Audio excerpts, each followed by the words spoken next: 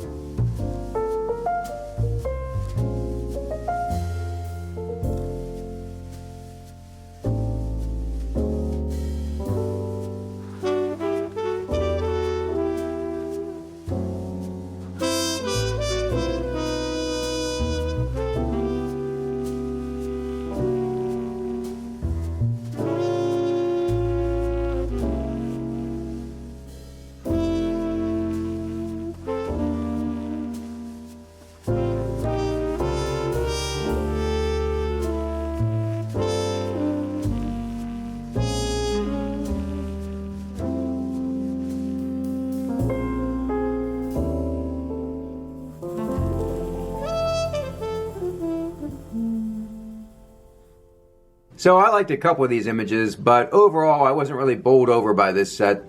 Some of that's the film, but most of it's on me. I should have used a smaller aperture on this shot to get more in focus.